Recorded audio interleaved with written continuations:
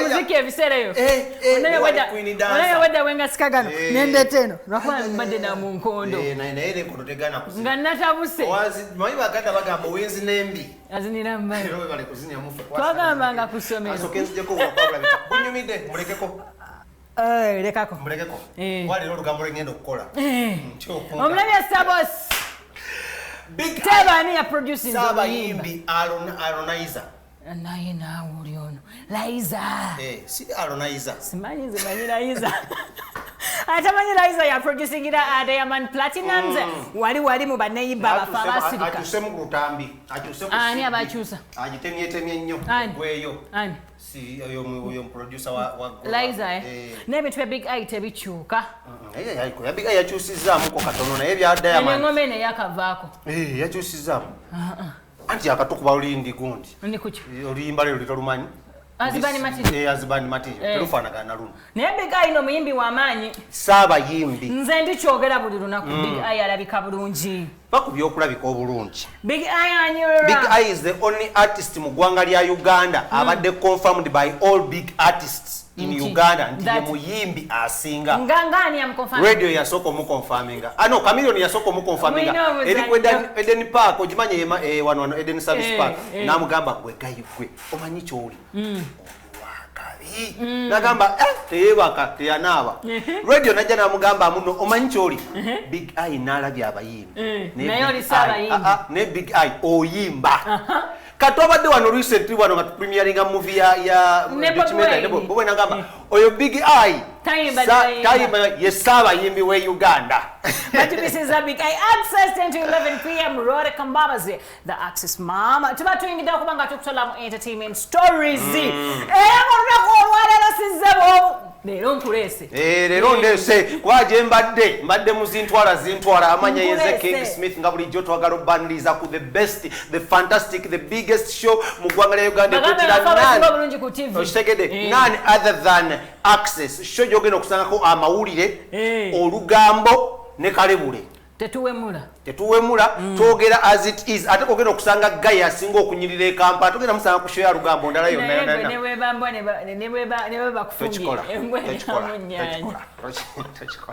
nze katukale ekisooka nze asinga emimwa emirungi mu ba TV presenter b'e Uganda ekyokubiri nze asinga face eyakabi enyirira okitegedde etwalibwa watatugenda mu height tubulira kwako Harold nenga bana gonna kolwairo nsiye ni mwana mlenzi manyiddwa nga Harold Travel Consultants asiye anzunza yamenya lises drone empya tuwadde ku airport yawo nga tulambula ekisa manyi kati ekisa kya airport kyakyuse mu Uganda Entebbe airport mama nyabo Dubai akatono awo Dubai wano naye wano ize kifanananga olaba Emirates Heathrow yes awuli mutu of Heathrow yes Heathrow China terminals mukaaga so Harold abadde atuta okunambuza nangamba kati kisawo kya Smith oba ofuluma oyingirira ofulumira wano boba oyingirira wano wewe bagamba terminal B oyita wali bagamba VIP ati wali ne VVIP je bakoze empya bannange kitali wali so Harold yalese emotoka empya go ene nayagala okubanga olambule eggwanga lya Uganda mu buli kafoko namukubire ku 0758 mukaga mu mukaga 78 ye namba Harold that is 0758 nkaga mu mukaga anamu musanvu wabula kenjalo ke yalese osoboka ogenda direct ku WhatsApp ku 0770 mukaga 030 mukaga mwenda mu Luganda ebira 077 noti musanvu noti mukaga noti 3 noti mukaga mwenda ye Harold Travel Consultants kankutwaleko wali mu line up ya lero twala menu Nina big eye that's double saba yimbi kakati engari je tuli mu radio week tujja kuba tujibategeeza bulungi nnyo wenjogera ku radio week tuba twogera ku ki tulinawo munanga ebintu ebigwa mu koowa eryo ku menu leero ku menu sabula ne tubaako ne Bayuga Boys salale abo yakulumba ebbala sabade wanajo nga tuli mu lutalo wakati waabwe ne Paraso ne Uncle Paraso Uncle P yes so kati boogedde bingi ne banasobola Uncle P mu luzungu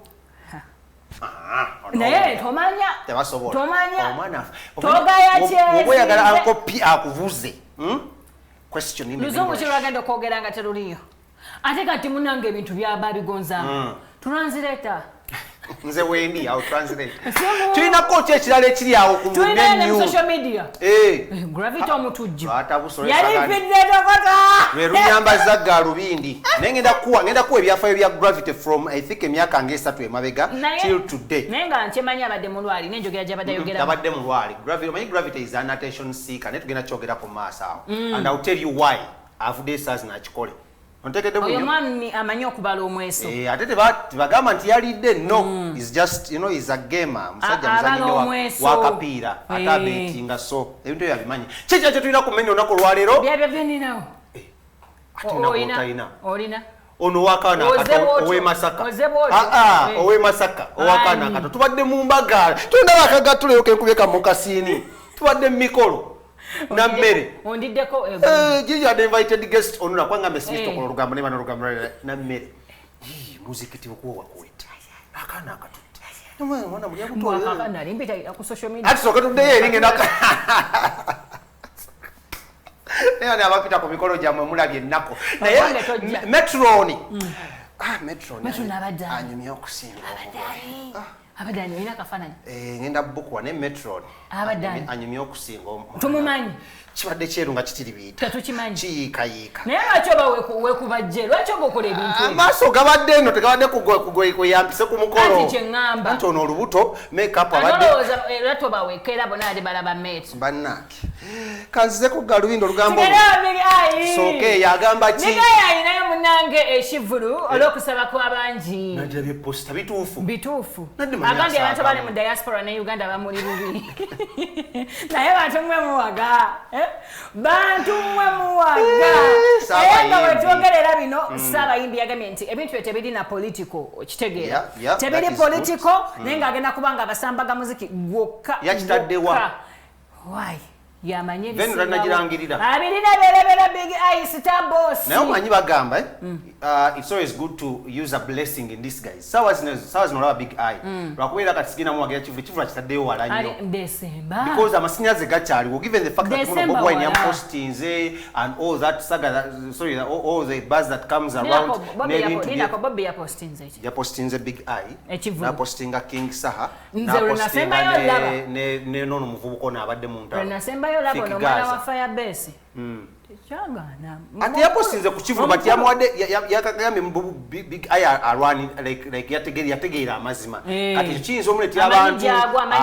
webale nnyo so big eye nakolera agambye this is the day the Lord has made lwaki agambye Allah 7th December 2024 will be our concert in Uganda aluzungu lutuufu December for big eye kale katumulinde December ya kusomezi musanvu ni tatadeko gundi tatadeko vini niyogedde naye atana confirming achano omunonyeza omunonyezako tomunonyezako noyogera naye mulina atwacho obuddombonya big eye jali soko tuwe big eye tuulye byagamba then tukoma tugende maaso miko mugamba mutya jetuli obulamu bulungi Happy New Year mpaka tutali mu January era. Gwe omu ku balina ennyimba ezitambula obudde buno mikono jju akutte wansi n'waggulu amina batuganye n'oluyimba olasooka olutulisizeemu dumi agenda okufuluma owa spice enviri egenda kufuluma onawo lujja lugenda kuddawo ku mikono jju tusimbule bafaanyi bagamba ennaku zino ng'oli bulala okuba nti wagenze n'okola ne Liza mikono jjo kyakabi kuba abantu bange gye bansuubiramu kitegeera ate kyekibawo essanyu abawagizi bange buli banda bange akola ebyo ebyaki ebyamaanyi okitegeera ebigenda akola sagala abantu bange bampagire n'obuwagizi bwe bampa ate nkola ebintu nga tebinnyongerayo nti ensonga lwaki nange nina okuwanika omukono ate nkola ebyo ebyamaanyi okola nagenze paka Tanzania nenkolimba nga lwamaanyi okunoonya Liza wabadde otargetinga East Africa yonna ng'ovudde ne kuwano ku masanyalaze gaffe wano ntargetinga kisinga kubanga wendi nti big eye sirimu ebintu lwa Uganda yokka ndi wansi yonna era gye mba nkoledde oba America oba Bungereza gye mba nina okukolera tubadde tuli awo ne tulaba nga owanise ekivuulu sooka otunyonyola ku posti gy'okoze abantu abamu bagambye oba big eye asaagamu ate nze nkyali wakusaagamu omusajja bwe nti Sajja w'amaanyi bwe nti kyasaaga musobola okugamba abantu bonna konsati mu Desemba nga musanvu naye banga nsaaga munnange bya ddala ate nzizeemu okusaba kw'abawagizi bange basabye nnyo konsati so okusaba kwabwe kwanukuddwa yamaanyi naye abantu bavuddeyo ne bagamba nti ate ogiyitadde wala nnyo ngitadde wala kuba saagala kuleka muntu gye nalina mabega ngitadde mu Desemba nga mukimanyi nti mu Desemba ne bannaffe abeebunaayira baba nga we bali mu ggwanga kitegeera so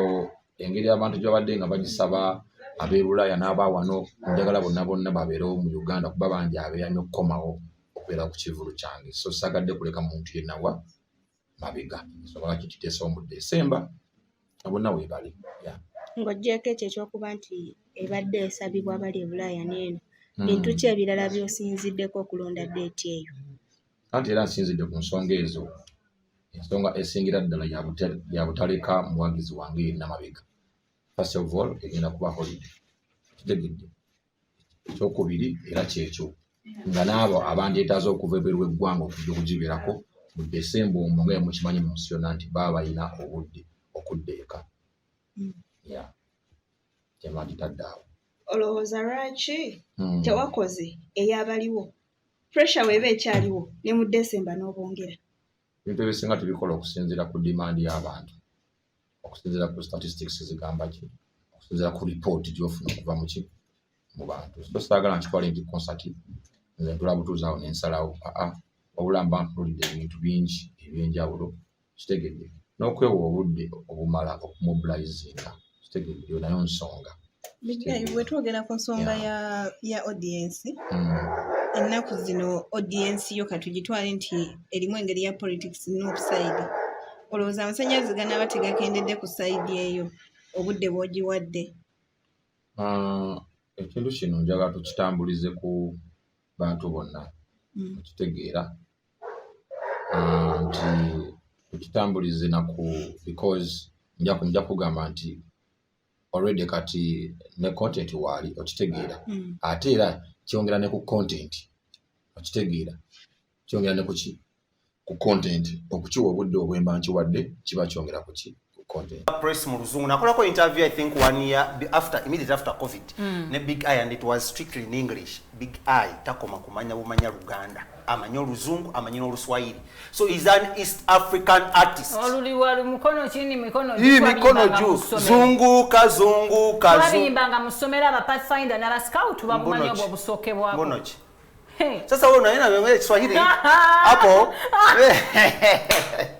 so that is Big Eye mwana ngambe bugira sibunyumide ne sibwange kanyongera okujukiza bwa designer sibuko bwa designer ya design zinako yakubya kasat kana ngamba Smith gendera mu kikadde ekyo berenga okola ki ngokinyumirwa ne bambi Big Eye yagedde bulungi kati mwine emize joko yazikengo ate tweyazika kati bameka babalwamba demu nedda kati labayo